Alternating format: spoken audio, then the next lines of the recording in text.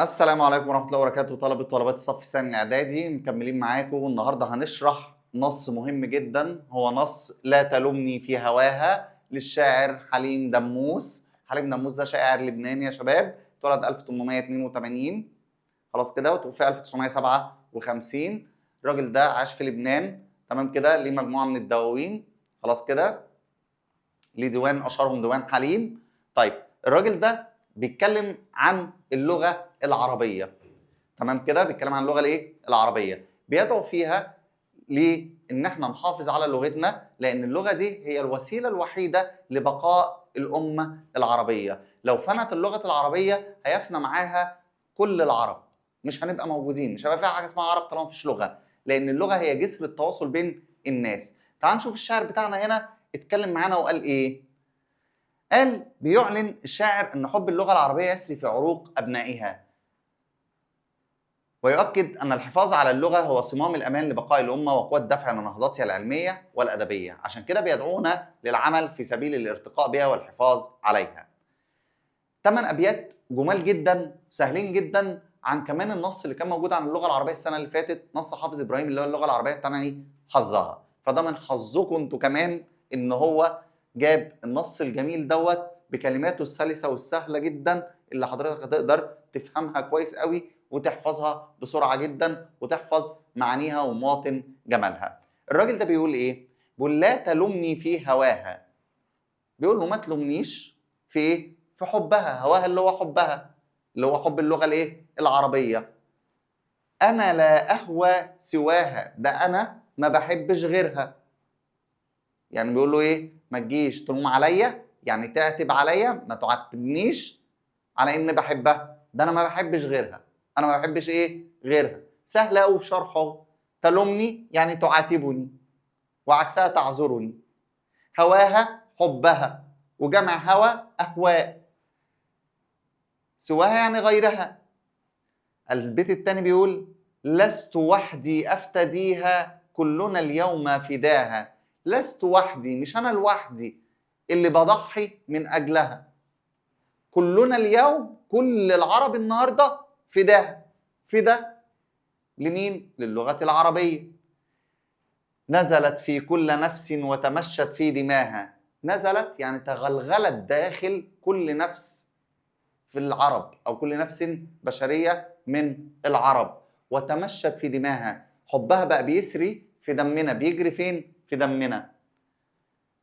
فبها الأم تغنت وبها الوالد فاها. باللغة العربية تتغنى الأم، وبها الوالد الأب فاها يعني نطق وتحدث وتكلم، وعكسها صمت وسكت. وبها الفن تجلى وبها العلم تباهى. وباللغة العربية الفن ظهر ووضح، لأن هي قادت وهي المنار للعلوم والفنون في القرون الوسطى.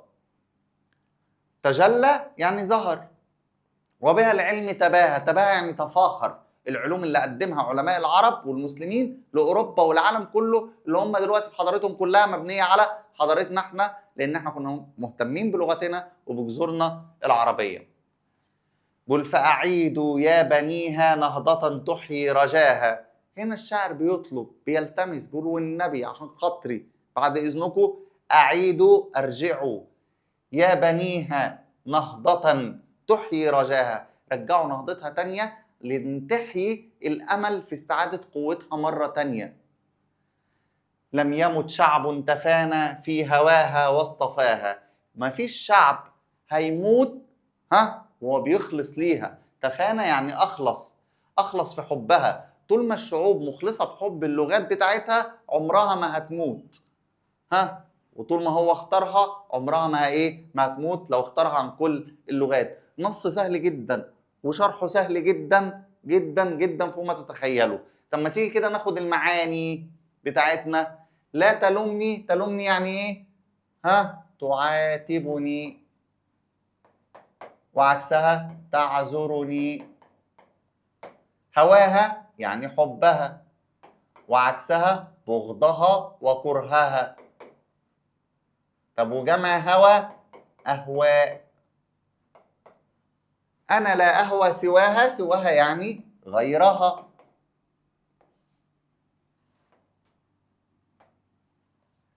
لست وحدي أفتديها. أفتديها يعني إيه؟ أضحي من أجلها. كلنا اليوم فداها. ها؟ فداها يعني إيه؟ تضحية من أجلها برضو. كلنا هنضحي النهاردة عشانها. نزلت في كل نفس، نزلت بهنا بمعنى سكنت، عاشت. خلاص كده. وعكسها رحلت. في كل نفس جمع نفس ايه؟ نفوس وانفس. وتمشت، تمشت هنا بمعنى ايه؟ جرت، جريت. وعكسها توقفت في دماها اللي هو الدم. فبها الأم تغنت وبها الوالد فاها تحدث وتكلم. وعكسها صمت وسكت. وبها الفن تجلى. تجلى يعني ظهر ووضح. وعكسها اختفى. وجمع الفن فنون. وبها العلم تباهى تفاخر. لغة الأجداد هذه، دي لغة الإيه؟ الأجداد. رفع الله لواها، اللواء اللي هو الراية أو العلم. بس هو مش عايز المراد ده، هو عايز المراد. المراد الشأن. رفع الله إيه؟ شأنها والقيمة وقيمتها. وجمع لواء لواءات أو ألوية. الجمع ايه؟ ألوية. فأعيدوا، أعيدوا يعني ايه؟ أرجعوا، رجعوا. يا بنيها، بنيها مفردها ابن. نهضة، نهضة يعني التقدم. وعكسها تخلف وتأخر. تحيي رجاها، الرجاء اللي هو الأمل وعكسه اليأس. لم يمت شعب تفانى. تفانى معناها أخلص. معناها إيه؟ أخلص. في هواها يعني حبها واصطفاها. اختارها، ميزها. خلاص كده. اختارها وإيه؟ وميزها من بين الإيه؟ اللغات. لو إحنا شلنا المعاني يعني شلنا الكلمة وحطينا معناها هنشرح. فلو قال لك اشرح البيت الأول تقول له إيه؟ لا تعاتبني في حبها، أنا لا أحب غيرها. لست وحدي أضحي من أجلها، كلنا اليوم نضحي من أجلها. سكنت في كل نفس وجرت في دمها أو دماها. فبها الأم تغنت وبها الوالد تحدث. وبها الفن ظهر وبها العلم تفاخر. لغة الأجداد هذه رفع الله شأنها. ارجعوا يا بنيها تقدمها. فتحيا فتحيوا الأمل فيها. لم يمت شعب أخلص في حبها واختارها. سهل فوق الممتنع. طب ما تيجي كده ناخد مواطن الجمال بتاعتها. مواطن الجمال بتاعتها لا تلومني. لا تلومني أسلوب إيه؟ هتقول لي برافو عليك، ده نهي. يبقى ما أقولش أسلوب نهي بقى، إحنا شاطرين. أسلوب إنشائي نوع نهي. غرضه الالتماس. غرضه الايه؟ التماس. طب يعني ايه التماس؟ التماس دي انت وواحد صاحبك كده خارجين وماشيين في الشارع، هوب اتاخرت ولازم تروح حالا. فصاحبك دلوقتي بايه؟ في حاجه ضروري لازم يشتريها. طب معلش يا اسطى والنبي بعد اذنك تعال نروح المشوار ده ونيجي بسرعه. يا عم انا اتاخرت والنبي عشان خاطري. هو هنا بيعمل ايه؟ بيلتمس. يبقى ده اسمه الايه؟ التماس. يبقى اقول له اسلوب انشائي نوع نهي غرضه الالتماس. لا تلمني في هواها، أنا لا أهوى سواها. أنا، التعبير دايما قلنا الضمير بأنا اللي هو ضمير المتكلم، أنا أو نحن أو ناء المتكلمين، يفيد الفخر والاعتزاز. لا أهوى سواها. أسلوب إيه؟ إحنا لسه واخدين أساليب التوكيد، أو خدنا أساليب التوكيد قبل كده. عندي أسلوب توكيد وسيلته النفي والاستثناء بسوى. يبقى أسلوب توكيد أداته أو وسيلته النفي والإيه؟ والاستثناء. لست وحدي أفتديها. لست وحدي إيه؟ أفتديها. التعبير هنا بيدل على الإيه؟ تضحية. تعبير بيدل على الايه؟ تضحيه. افتديها هنا ايه؟ تضحيه. كلنا اليوم ايه؟ فداها. تعبير بيدل على الوحده. كلنا هنا بيدل على الايه؟ الوحده من اجل تضحيه للغه العربيه. نزلت في كل نفس. هي اللغه بتنزل في النفس؟ لا، صور اللغه بشيء مادي. وتمشت في دماها، برضو صور اللغه بشيء مادي يمشي في الايه؟ في الدم. طب دماها، الصوره هنا صوره ايه؟ صوره حسيه، صح كده؟ والدم ده بايه؟ لونه احمر بيتشاف، يبقى صوره حسيه ايه؟ بصريه، بتوحي بالايه؟ بالحب والتضحيه. فبها الام تغنت. الغناء هنا بيدل على الفرح والايه؟ والسعاده. وبها الوالد فاها تحدث. بص كده، بدأ بإيه؟ بجر ومجرور. يعني أقدر أقول إن ده أسلوب إيه؟ أسلوب توكيد أداته التقديم والتأخير. برضه نفس الفكرة، أسلوب توكيد أداته التقديم والتأخير. تقول لي طب ما هي نزلت في كل نفس برضه فيها تقديم وإيه؟ تأخير. أقول له برافو عليك. يبقى هنا نزلت في كل نفس أسلوب توكيد أداته التقديم والتأخير. أسلوب توكيد أداته التقديم والتأخير. وبها الفن تجلى. نفس الفكرة، أسلوب توكيد أداته الإيه؟ تقديمه الإيه؟ والتأخير. وبها العلم تباهى. برضه أسلوب توكيد أداته الإيه؟ تقديمه والتأخير. طب العلم تباهى، هو العلم بيتفاخر؟ لا، يبقى أقول له تعبير مجازي. صور العلم بشخص يتباهى أو يتفاخر.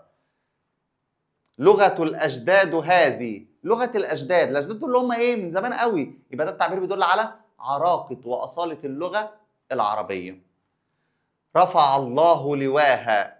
رفع الله رايتها. هي اللغة لها راية؟ لا، يبقى أقول له تعبير مجازي. صور اللغة بقائد له إيه؟ راية يرفعها. أعيد أسلوب أمر. طب ما احنا لسه قايلين مش هينفع أقول أسلوب أمر، قلنا اسمه أسلوب إيه؟ أسلوب إنشائي نوع أمر، غرضه الحث والنصح. الحث والإيه؟ والنصح. يا بنيها، برضو أسلوب إنشائي نوع نداء، غرضه التنبيه. اسلوب النداء للعاقل تنبيه، لغير العاقل تعظيم. نهضة تحيي رجاها. تحيي رجاها، هو الامل بيحيى؟ لا، يبقى صور الامل بشخص يحيى. طيب يحيى تعبير بيدل على الايه؟ يحيى ان انا هصحيك، هحييك من الموت. يبقى تعبير بيدل على البعث والحياة بعد الموت. لم يمت شعب تفانى. لم يمت اسلوب نفي، وممكن نقول عليه اسلوب خبري، غرضه التقرير والتوكيد. التقرير والايه؟ والتوكيد. تفانى تعبير بيدل على الاخلاص في حب الايه؟ اللغه العربيه. تفانى في هواها واصطفاها. كده يبقى احنا خدنا مواطن الجمال بتاعتها. درس سهل جدا جدا جدا فوق ما تتخيلوا يا شباب. طيب عندنا بقى حاجه هنا كده، فبيقول بها الفن تجلى، بها العلم تباهى، بها الام تغنت، بها الوالد فاها. ده اسمه ايه؟ التوازن الموسيقي. طب التوازن الموسيقي ده بيعمل ايه؟ بيعمل جرس موسيقي يطرب الاذن. تاني، توازن موسيقي. تمام، هنشرحه دلوقتي. هنشرح يعني ايه توازن موسيقي، اللي هي اللمحه البلاغيه اللي عندكم. طيب بصوا كده، في اول بيت قال ايه؟ لا تلمني في هواها انا لا اهوى سواها. انتهى هنا بايه؟ بهاء مفتوحه، وهنا هاء مفتوحه. فهنا البيت الاولاني لما بيحصل فيه نفس النهايه دي، تمام كده، انت ممكن تقول لي هواها وسواها ليهم نفس الايه؟ النهايه، وبيدي جرس موسيقي يطرب الاذن، صح. بس في البيت الاول لما بيحصل الكلام ده في البيت الاول بس في القصيده، بقول عليه تصريع. يبقى ايه معنى التصريع؟ اتفاق نهايه الشطر الاول مع نهايه الشطر الثاني في البيت الاول فقط. طب بيعمل ايه التصريع ده؟ بيدي جرس موسيقي يطرب الاذن. يبقى له يعطي جرسا موسيقيا يطرب الايه؟ الاذن. تمام كده يا شباب؟ نص سهل جدا جدا جدا. بعد اذنكم ذاكروه كويس، يا رب يجي لكم في الامتحان مش هياخد منكم حاجه وهتحلوه بسرعه جدا. طيب تعالوا بقى دلوقتي ايه؟ ناخد التوازن الموسيقي. التوازن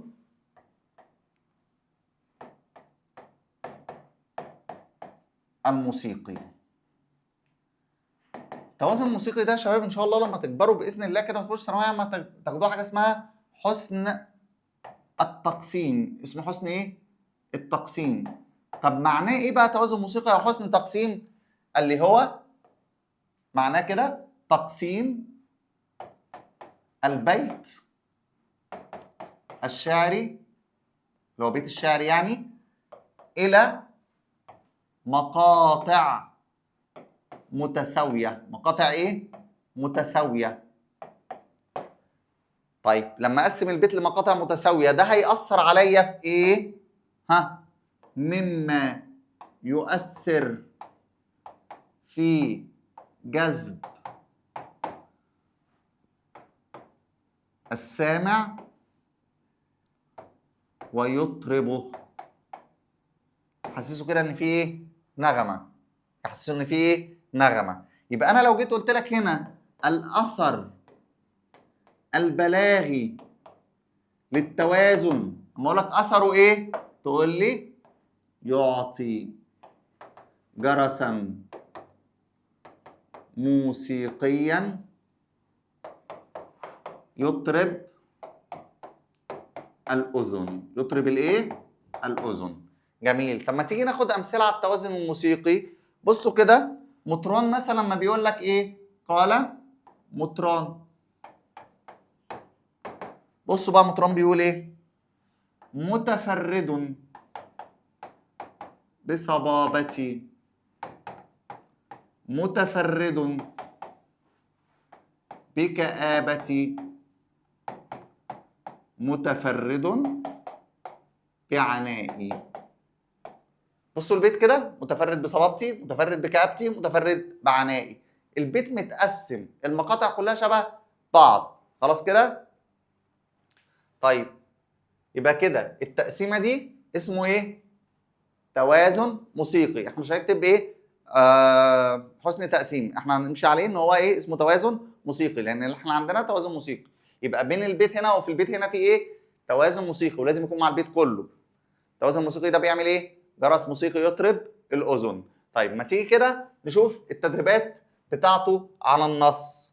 طيب بيقول قال الشاعر لا تلمني في هواها أنا لا أهوى سواها لست وحدي أفتديها كلنا اليوم فداها. أهو بيت متقسم.